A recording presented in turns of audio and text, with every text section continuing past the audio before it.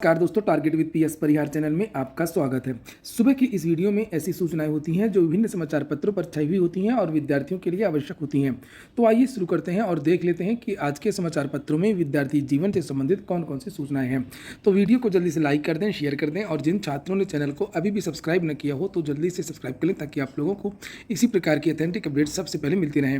आगे बढ़ने से पहले एक सूचना है उन विद्यार्थियों के लिए जो विद्यार्थी एमपीटीईटी की तैयारी कर रहे हैं। वे सभी अभ्यर्थी चक्षु प्रकाशन के इस बेस्ट बुक को ले सकते हैं जिसे आप लोग यहाँ पर देख रहे हैं।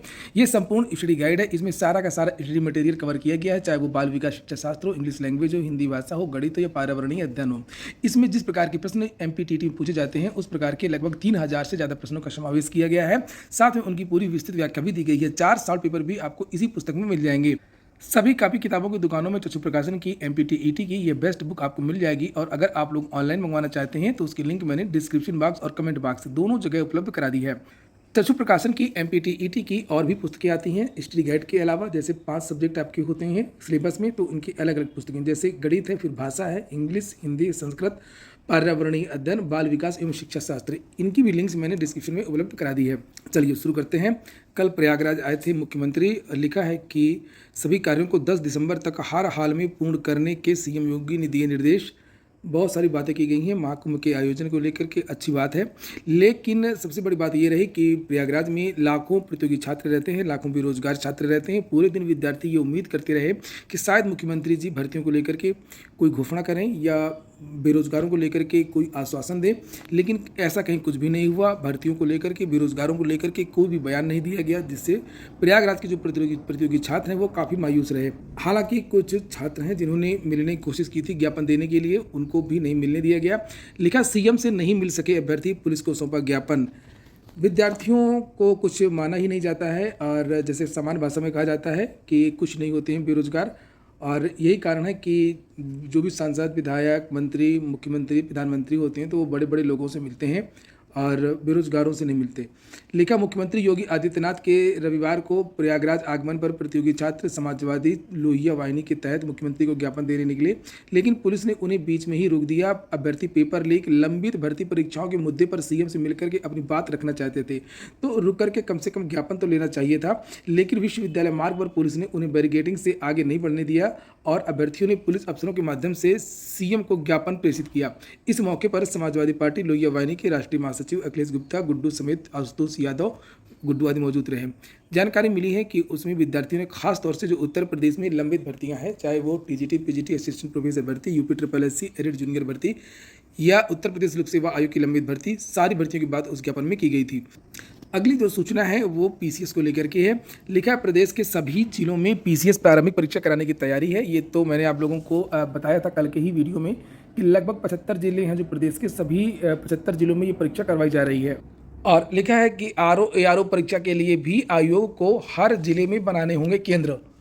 पुलिस भर्ती और समीक्षा अधिकारी, सहायक समीक्षा अधिकारी प्रारंभिक परीक्षा 2023 में पेपर लीक की घटना के बाद शासन ने केंद्र निर्धारण के नियम इतने सख्त कर दिए हैं कि केंद्रों की अनुपलब्धता के कारण उत्तर प्रदेश लोक सेवा आयोग अब प्रदेश के हर जिले में परीक्षा के लिए केंद्र ढूंढ रहा है। निजी स्कूल कॉलेजों को परीक्षा केंद्र बनाए जाने पर रोक लगा दी गई है। ऐसे में आयोग को पीसीएस प्रारंभिक परीक्षा 2024 के लिए पर्याप्त संख्या में केंद्र नहीं मिल पा रहे। आयोग के सामने एक ही दिन में परीक्षा का आयोजन करा पाना बड़ी चुनौती है, तो भी एक दिन में परीक्षा करा पाना मुश्किल होगा। कांस्टेबल भर्ती के लिए एक दिन में तकरीबन 4,80,000 विद्यार्थियों की परीक्षा कराई गई थी, जबकि पीसीएस प्रारंभिक परीक्षा में 5,76,154 अभ्यर्थी पंजीकृत हैं। पीसीएस प्रारंभिक परीक्षा 2023 जहां प्रदेश के 51 जिलों के 1241 केंद्रों में आयोजित की गई थी और परीक्षा के लिए 5,65,459 अभ्यर्थी पंजीकृत थे। दोनों परीक्षाओं में अभ्यर्थियों की संख्या में मामूली अंतर है। आयोग के सूत्रों का कहना है कि अगर प्रदेश के सभी जिलों में सरकारी और एडेड स्कूल कॉलेजों को भी केंद्र बनाया जाता है तो एक दिन में परीक्षा करा पाना मुश्किल होगा। वहीं 11 फरवरी 2024 को आरओ एआरओ प्रारंभिक परीक्षा 2023 के 58 जिलों के 2387 केंद्रों में आयोजित की गई थी। पुनर्परीक्षा 22 सितंबर 2024 को प्रस्तावित है और इसके लिए 10,76,000 अभ्यर्थी पंजीकृत हैं। आयोग के सूत्रों का कहना है कि आरओ एआरओ परीक्षा के लिए प्रदेश के सभी जिलों में केंद्र बनाए जाने की योजना है।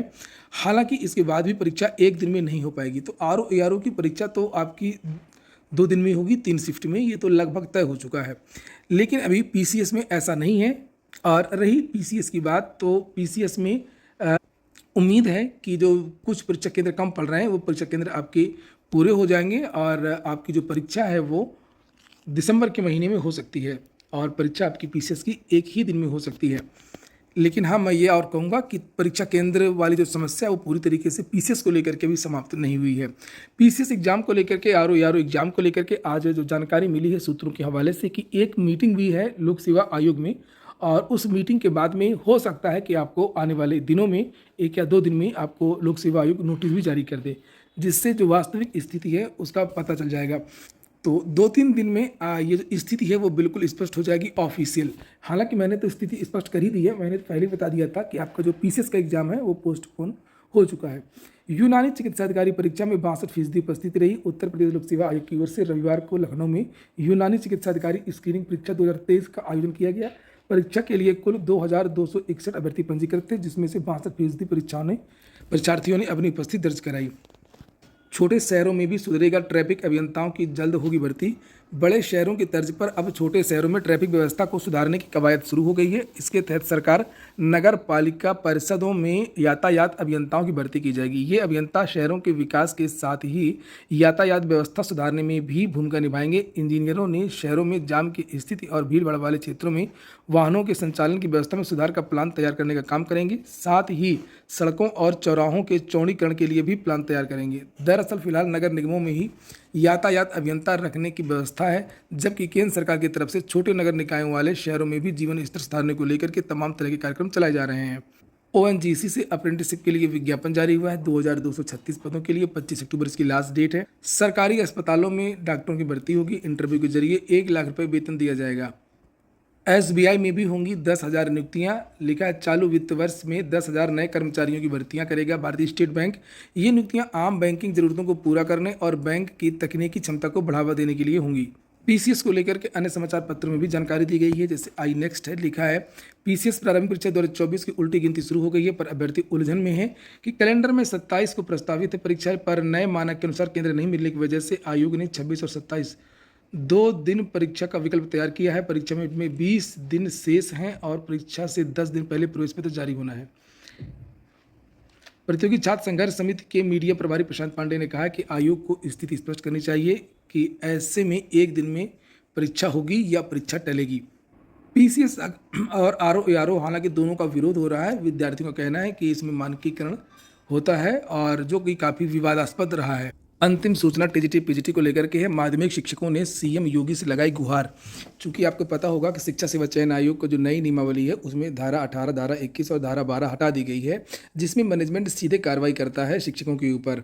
पहले के कानून में पहले जो नियमावली थी माध्यमिक शिक्षा सेवा चयन बोर्ड की, उसमें जो प्रबंधक था वो डायरेक्ट कार्रवाई नहीं कर पाता था, वो चयन बोर्ड को भेजता था, चयन बोर्ड शासन को भेजता था, शासन इस पर निर्णय लेता था और जांच करता था। लेकिन अब ऐसा नहीं है और जानकारी मिल रही है कि बहुत सारे जो टीचर हैं उनको परेशान भी किया जा रहा है, उनको शोषण भी किया जा रहा है। दोनों चीज़ें हैं, कुछ सही भी है कुछ गलत भी है और कहीं कहीं पर यानी कि शिक्षकों की भी गलती है जो नेतागिरी करते हैं, जो कभी आते नहीं, कभी पढ़ाते नहीं हैं, केवल 80,000 1 लाख 1.5 लाख रुपये वेतन लेते हैं। कुछ ऐसे भी शिक्षक हैं और कुछ ऐसे शिक्षक शिक्षिकाएँ हैं जो सही से पढ़ाते हैं, लेकिन उनसे अवैध वसूली या अन्य चीज़ों को लेकर के उन पर कार्रवाइयाँ होती हैं।